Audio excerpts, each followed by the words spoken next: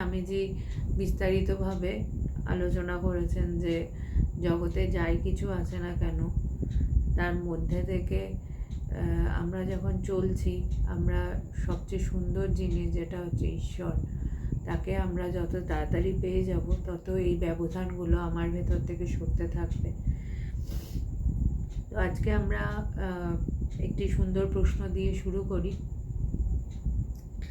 বলছেন যে বিশ্রামান্তে স্বামীজি উপরের বৈঠকখানা ঘরে আসিয়া বসিলেন।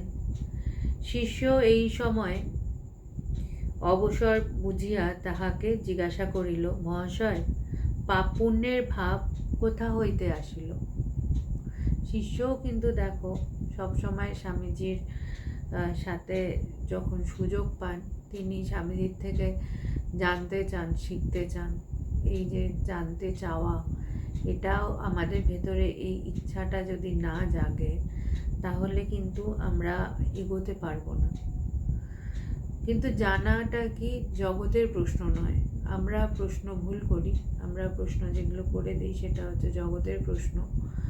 কিন্তু বলছে যে না, আধ্যাত্মিক পথে এগোতে গেলে প্রতি মুহূর্তে নিজেকে এই বিচারের মধ্যে দিয়ে নিজে জানাটা আরও বিস্তারিতভাবে আমি যাতে আরও গভীরে যেতে পারি গুরুর থেকে, সেটাই আমি আরও বেশি করে চেষ্টা করব জানতে।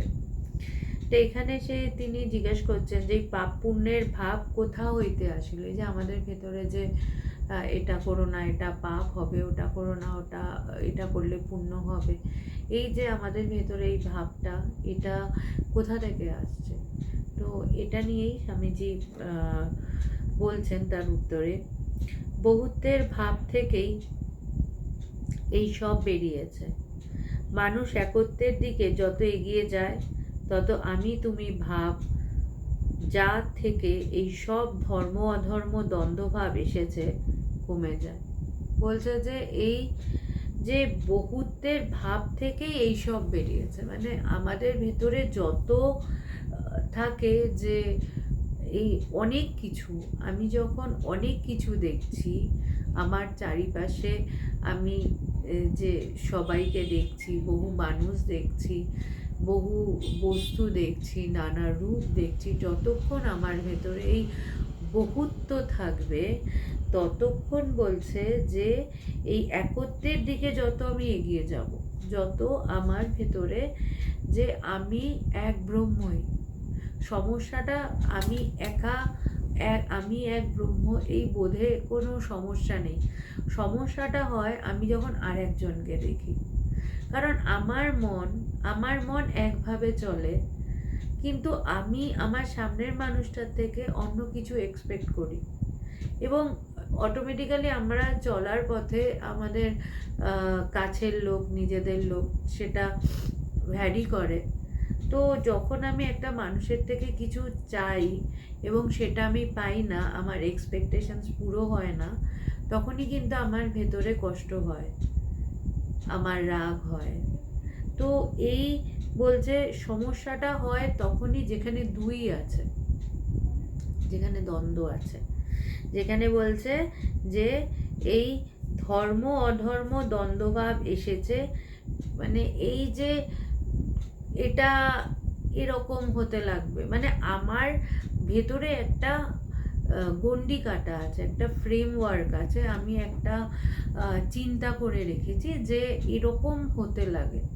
কিন্তু আমি যেহেতু এটা এভাবে চিন্তা করে রেখেছি, তাই এর বাইরে যদি কিছু হয় তখনই কিন্তু আমার ভেতরে রাগ হয়, আমার ভেতরে কষ্ট হয় যে আমি যেমনটা চিন্তা করে রেখেছি তেমন হলো না।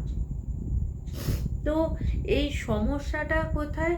সমস্যা হচ্ছে আমি দুই দেখছি, কোথাও দুই নেই, কোথাও দ্বিতীয় মানুষ নেই, এক ব্রহ্ম ব্যতীত দ্বিতীয় বস্তু নেই, কিন্তু আমি যে আমার চারিপাশে নানা মানুষদেরকে দেখছি, নানা রূপ রং দেখছি, পার্থক্য দেখছি, ব্যবধান দেখছি, এবং আমি সেটা দেখে আমি এক একজনকে দেখে এক একভাবে রিয়্যাক্ট করছি, সেই রিয়াকশানের জন্যেই কিন্তু আমার ভেতরের এই মানে নানা ভাবের অনুসারে আমি মানে আমি আজকেই বলছিলাম যে জগতের লোক, যেহেতু জগতের লোক ম্যাটার করে আমার জীবনে, তাই তাদের হাতে কিন্তু আমরা আমাদের জীবনের রিমোট কন্ট্রোলটা দিয়ে দিই।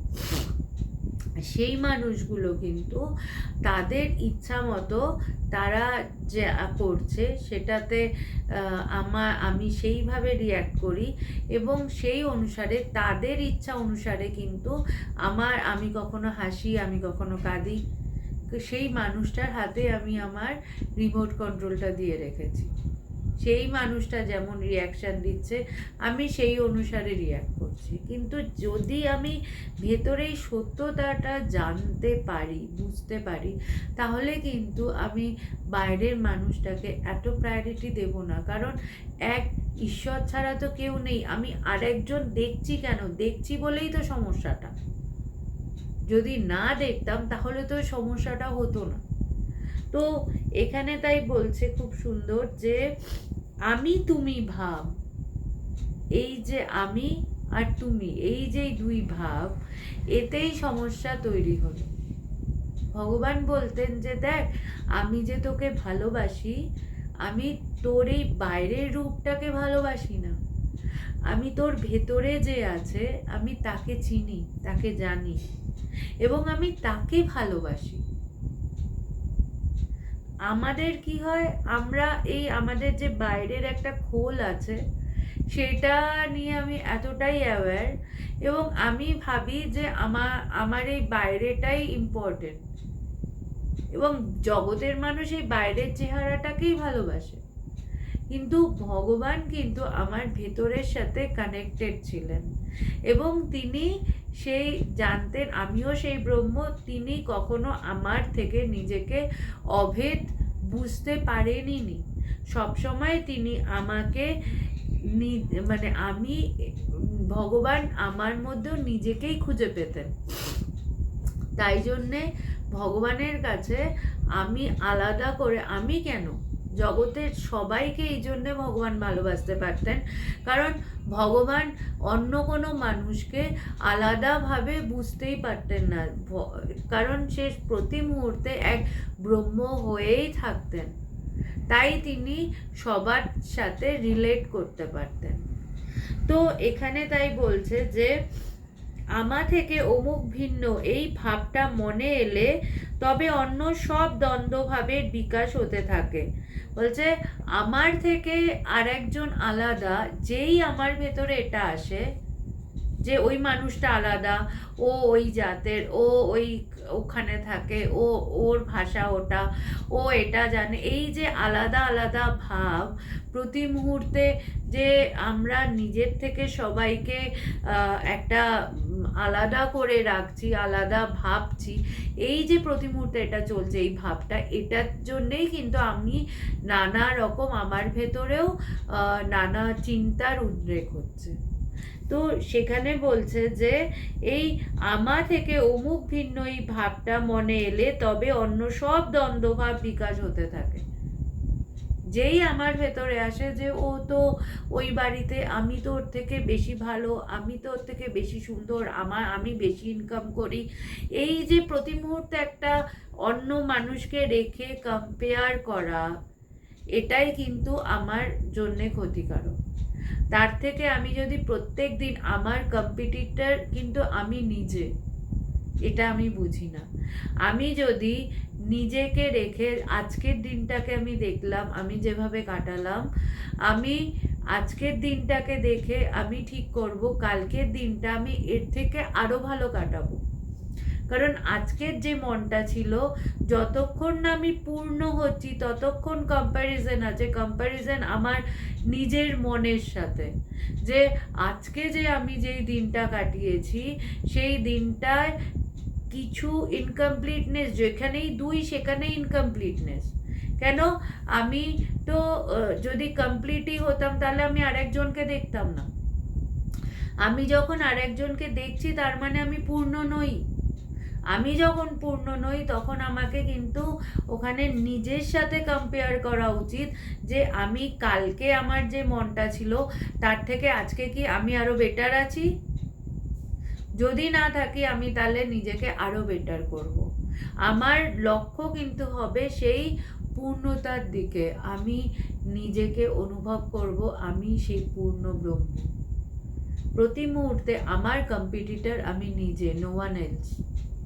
তাই আমি অন্যকে না দেখে নিজেকে দেখে প্রত্যেক দিন নিজেকে যদি চেষ্টা করি রেকটিফাই করতে, যে আজকের দিনটা সারাদিন কাটলো, আজকে আমার এই জায়গা ভুল হয়েছে, এই জিনিস আমি ঠিক করিনি, আমাকে এই জিনিসগুলো ঠিক করতে হবে, তাহলে কিন্তু প্রত্যেক দিন আমি নিজের জীবন থেকেই অনেক কিছু শিখে আমি কিন্তু নিজেকে রেকটিফাই করে আরো সুন্দর হতে পারি। সুন্দর তো আছি, আরো সুন্দর হতে পারি।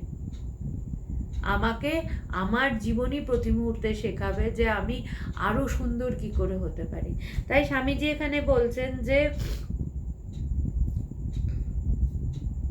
একত্বের সম্পূর্ণ অনুভবে মানুষের আর শোক মোহ থাকে না।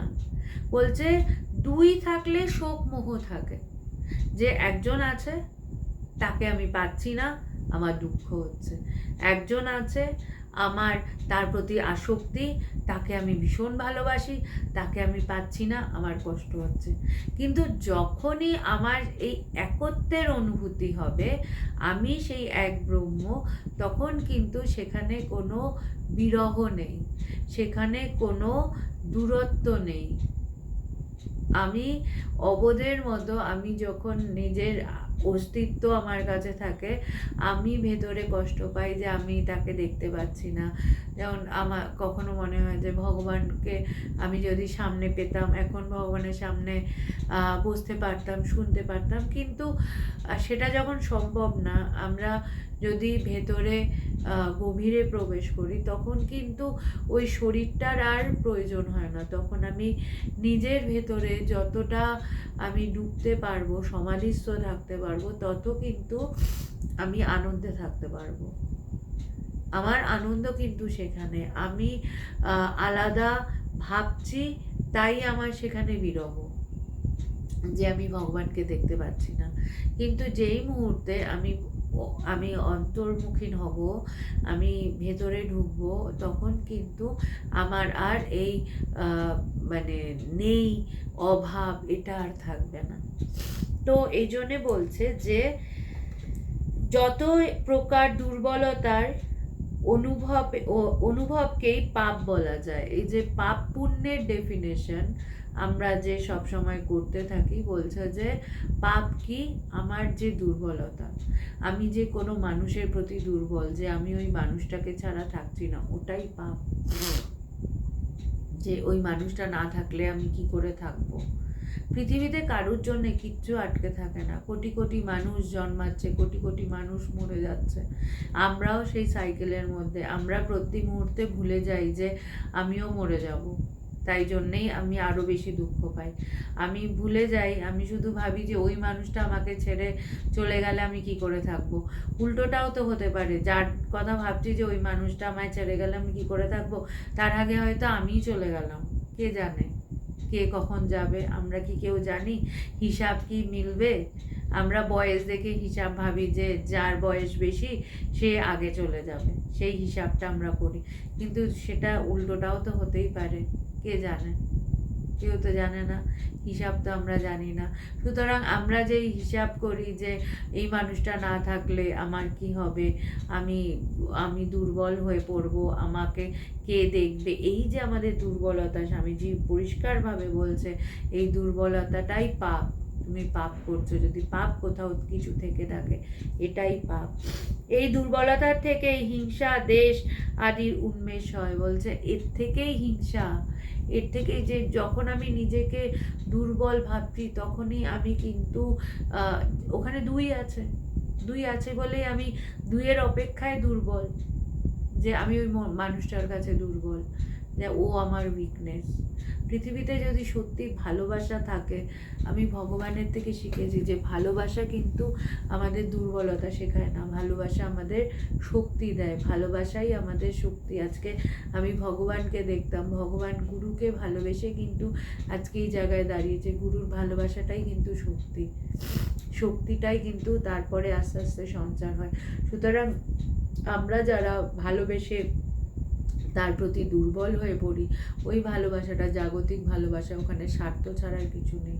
কারণ আমি শুধু মানে একজনের অপেক্ষায় যে আমি এটা করছি, এর বদলে এতটা চাই, এতটা দিয়েছি, আমরা শুধু সারাক্ষণ হিসাব করতে থাকি যে আমি কতটা দিয়েছি এবং কতটা আমি পেয়েছি। আচ্ছা, আমি ঠিক পাইনি, তার মানে আমি যতটা দিয়েছি ততটা আমি পাইনি, আমার হিসাবটা গন্ডগোল হয়ে গেল।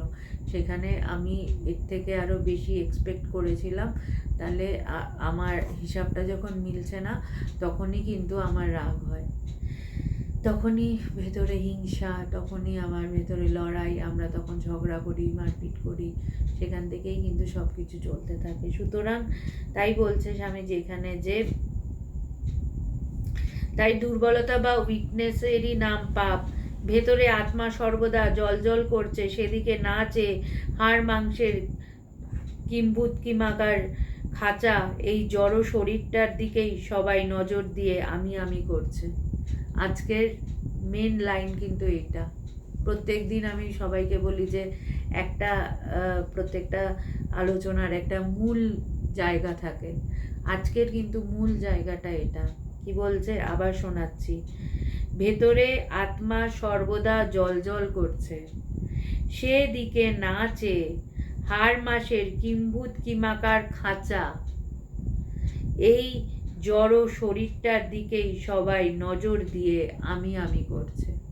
আমি যদি এই লাইনটা মনে রাখি, তাহলে কিন্তু জগৎ কোথায়, আমরা ভেতরে সেই আত্মা, সেই ব্রহ্ম জল করছে, সেই ঈশ্বর আমার ভেতরে সদা সর্বদা আছে।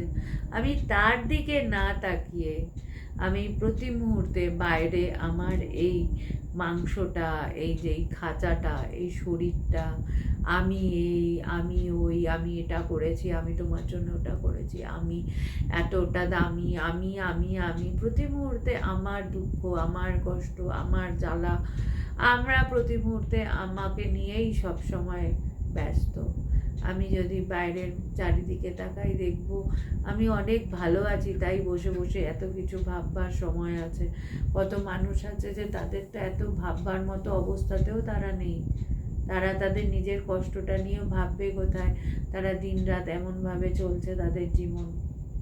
সুতরাং এই যে স্বামীজি এই কথাটা বললেন যে এই জড় শরীরটা, এই খাঁচাটাকে নিয়ে আমি না করে বরঞ্চ আমাদের উচিত আমি যেন এর ভেতরে যিনি আছেন সেই আত্মা, তার দিকে আমি তাকাই, তাকে আমি বোঝার চেষ্টা করি। তাহলে কিন্তু আমি দেখব যে ওখানে দুই নেই, সেখানে কোনো সমস্যা নেই, সেখানে কোনো কম্পিটিশান নেই, সেখানে কোনো কম্প্যারিজন নেই। এক ঈশ্বরই আছেন এবং সেই ঈশ্বর সবার মধ্যে, সর্বভূতেষু, সব জায়গায় সবার মধ্যে সমান, সেখানে কোনো লড়াই নেই। সুতরাং এই জন্যে বলছে যে এই ওইটি হচ্ছে সকল প্রকার দুর্বলতার গোড়া। ওই অভ্যাস থেকেই জগতে ব্যবহারিক ভাব বেরিয়েছে, পরমার্থ ভাব ওই দ্বন্দ্বের পারে বর্তমান। বলছে যে এই অভ্যাস, যে এই পার্থক্য, এই লড়াই, এই দুইয়ের যে ভাব আমাদের ভেতরে আছে, এর জন্যেই কিন্তু সমস্যা। বলছে এর এই যে ব্যবহারিক জগতে, এটা কোথায়, এই সমস্যাটা কোথায়, ব্যবহারিক জগতে। আমরা যে যখন জগৎ ব্যবহার, যখন আমি সমাধিস্থ, তখন তো সেখানে দ্বিতীয় কেউ নেই। যখন আমি ধ্যান করছি, দ্বিতীয় কেউ নেই। দ্বিতীয় যখনই আমি জগৎ ব্যবহার করতে যাচ্ছি, তখনই আর একটা মানুষ, আর একজন কেউ, এবং সে কিছু বলল, সে কিছু ব্যবহার করলো, অমনি আমাদের মনটা খারাপ হয়ে যাচ্ছে। কারণ ওই মানুষটাকে আমি ওই বাইরের খাঁচাটা দেখছি, ওই মানুষের ভেতরে সেই ব্রহ্ম, তাকে আমি বোধ করতে পারি না। এই কথাগুলো এই অবধিই থাকবে। যেই আমি আবার জগৎ ব্যবহার, এখন চুপচাপ সবাই বসে বসে শুনছে এই কথাগুলো, এর মধ্যেই বেশ আচ্ছা মাতাজি খুব ভালো বলেছেন। যেই আমি এখান থেকে উঠে গিয়ে জগৎ ব্যবহার করতে যাব, একটা মানুষ আসবে, তার সাথে আমি কথা বলতে যাব, তখনই কিন্তু তুমি এটা করেছো, তুমি ওটা করেছো, সমস্ত কিছু এসে যাবে এবং সেখানে কিন্তু সমস্যা শুরু হতে থাকবে। কারণ আমি তাকে ব্রহ্ম দেখবো না, আমি তাকে আর একটা ওই রক্ত মাংসের খাঁচা, ওই শরীরটাই দেখব। তাই বলছে যে ওই অভ্যাস থেকেই জগতে ব্যবহারিক ভাব বেরিয়েছে। বলছে পরমার্থ ভাব এই দ্বন্দ্বের পারে, এই যে এই দ্বন্দ্ব, এই ব্যবহারিক জগৎ, বলছে পরমার্থ ভাব, সেই যে ঐশ্বরিক ভাব, সেই যে ঈশ্বরের আনন্দ, সেই পরমানন্দ, সেটা কিন্তু এই দুইয়ের পারে। আমি যতক্ষণ এই দুইয়ের মধ্যে ঘোরফের করব, ততক্ষণ আমার ভেতরে সমস্যা থাকবে। আমি যদি শান্তি চাই, আমি যদি ঠিক আনন্দ চাই, আমাকে এই দুইয়ের পারে যেতে হবে, সেইখানেই কিন্তু আনন্দ। স্বামীজি বলছেন, এই কথা শুনে শিষ্য বলছেন, তাহা হইলে ওই সকল ব্যবহারিক সত্তা কি সত্য নহে? বলছে তাহলে আমরা যে জগৎ ব্যবহার করছি, তাহলে এই জগৎ ব্যবহারটা কি সত্য না? জগৎ ব্যবহার তাহলে কি করা উচিত না? আমরা কি তাহলে সব কিছু ছেড়ে বসে পড়ব? এটা কি সত্য নয়? স্বামীজি বলছেন, যতক্ষণ আমি জ্ঞান আছে ততক্ষণ সত্য। বলছে আমার ভেতরে যতক্ষণ এই আমি জ্ঞান আছে, আমি এটা করছি, আমি খুব ভালো জানি, আমি খুব ভালো বলি, আমি এটা রান্না করতে পারি, আমি খুব ভালো, এই যে আমি ভাবটা যতক্ষণ আছে ততক্ষণই আমি জগৎ ব্যবহার করতে পারবো। যেই মুহূর্তে আমার এই আমিটা শেষ হয়ে যায়, আমি বোধ করি আমি সেই ব্রহ্ম, ওই আমিটা আর আলাদা করে থাকে না, বলছে সেই মুহূর্তেই কিন্তু আমি আনন্দ স্বরূপ। আমার আর ভেতরে কোনো দ্বিতীয় সত্তা নেই যে আমার ভেতরে কোনো ক্রিয়া করবে, আমার ভেতরে কোনো ছাপ ফেলবে। আমি তখন কিন্তু আনন্দ স্বরূপ। এবং সেখানে কিন্তু বলছে এই আমি আত্মা, এই অনুভব তখনই এই ব্যবহারিক সত্তা মিথ্যা। বলছে যেই মুহূর্তে আমি বোধ করছি আমি সেই ব্রহ্ম, তখন আমি বাইরে কাউকে কিছু দেখতে পাচ্ছি না, সবাই আছে। এটাই মজার ব্যাপার।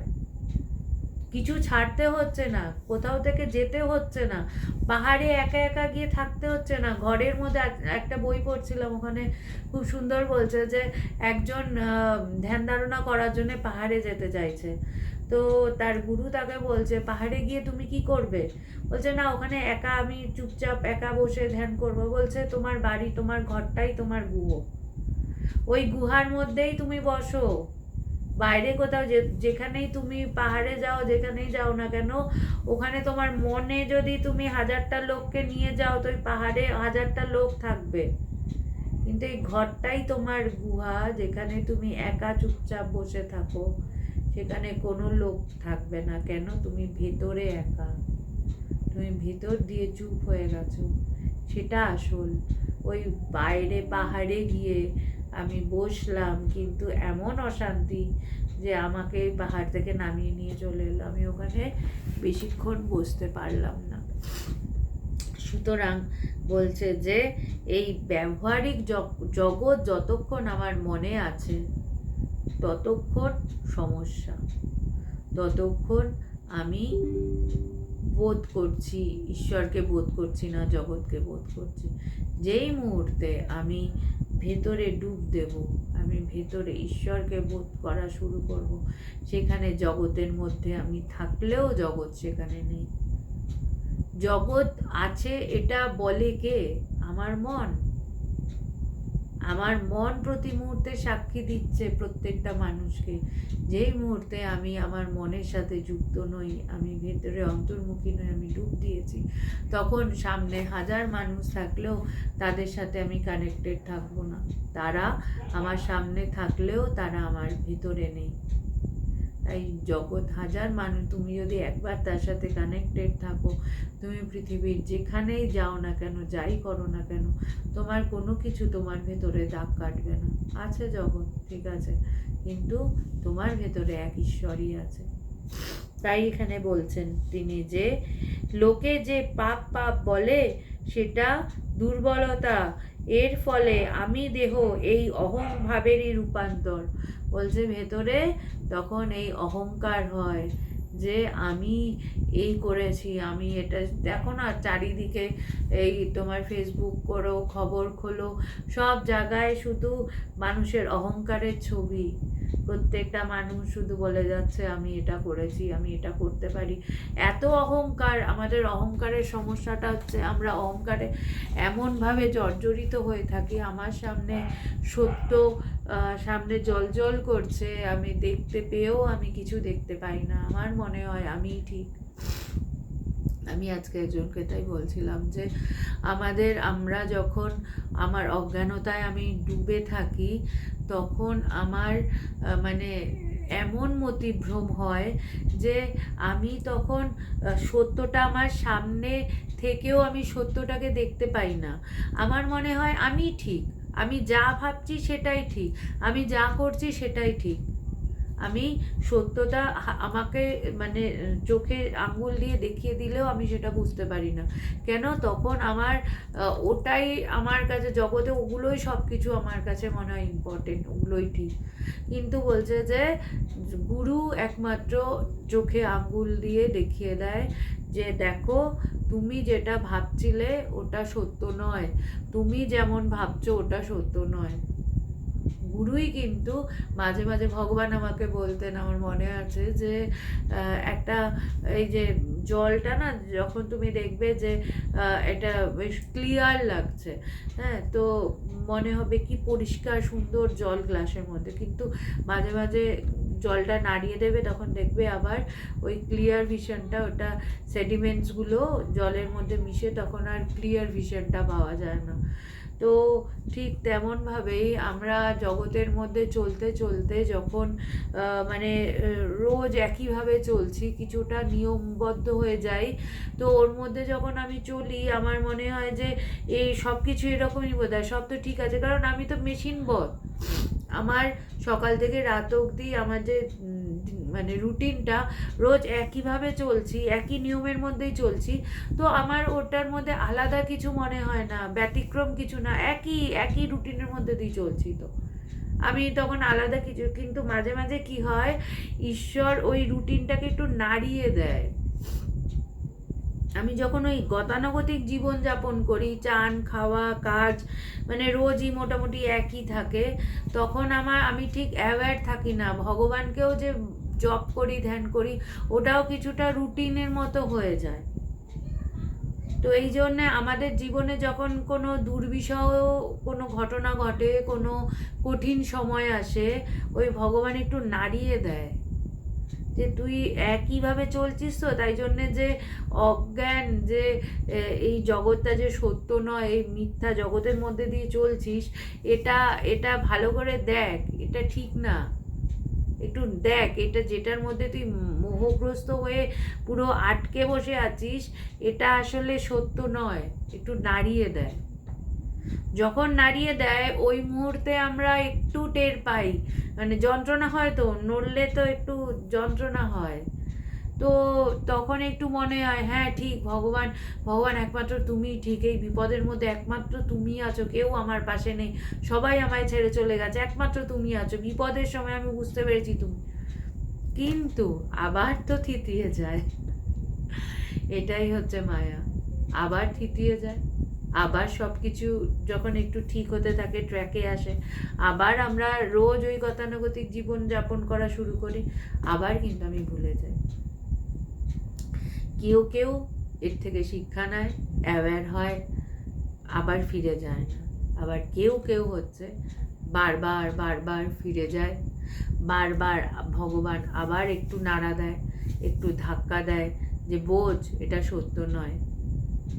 তো এই করতে করতেই, এই বারবার ধাক্কা খেতে খেতেই কেউ অনেক ধাক্কা খাওয়ার পরে বেরিয়ে আসে, আর কেউ ধাক্কা খেতে খেতে জীবনটা শেষ হয়ে গেল, আবার নেক্সট জীবন, আবার আর একটাতে যাও, এইভাবেই কিন্তু আমাদের দিন চলতে থাকে। তাই সেই মানুষগুলো ভাগ্যবান যারা ধাক্কা খাওয়ার পরে ভেতরে বুঝতে পারে যে এই জগৎ সত্য নয়, এর থেকে আমাকে বেরোতে হবে এবং এর থেকে আমি যেটা সত্যটা বুঝতে পেরেছি সেটাকে ধরে আমাকে গভীরে যেতে হবে, তারা কিন্তু ভাগ্যবান। তাই এখানে স্বামীজি বলছেন, যখন আমি আত্মা এই ভাব মন নিশ্চল হবে, তখন তুই পাপ পুণ্য ধর্ম অধর্মের অতীত হয়ে যাবে।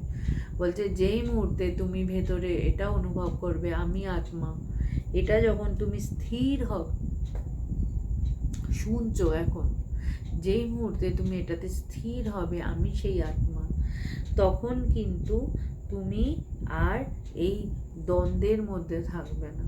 এই দ্বন্দ্বের অতীত সেই পরমাত্মা, সেই ঈশ্বরকে অনুভব করবে। ঠাকুর বলতেন আমি মরলে ঘুচিবে জঞ্জাল।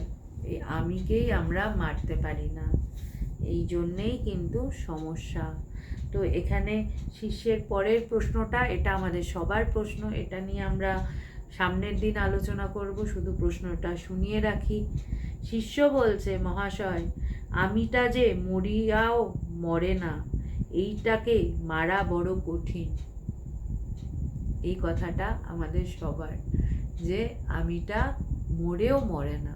বারবার আমরা এটাকে মারার চেষ্টা করি, লড়াই করি, আমি নিজে এটাকে শেষ করার চেষ্টা করি, কিন্তু এ মরেও মরে না, বারবার ফিরে আসে। বারবার ওই যে বললাম, নাড়া খায়, লড়াই হয়, আবার ফিরে আসে, আমিটা আবার জেগে ওঠে, আবার রুটিন মাফিক চলতে থাকে। সুতরাং এর উত্তরে স্বামীজি কি বলছে, এটা নিয়ে আমরা সামনের দিন আলোচনা করব। তো সব কিছু ঠিক থাকলে আবার বৃহস্পতিবার রাত 9টায় দেখা হচ্ছে আপনাদের সাথে।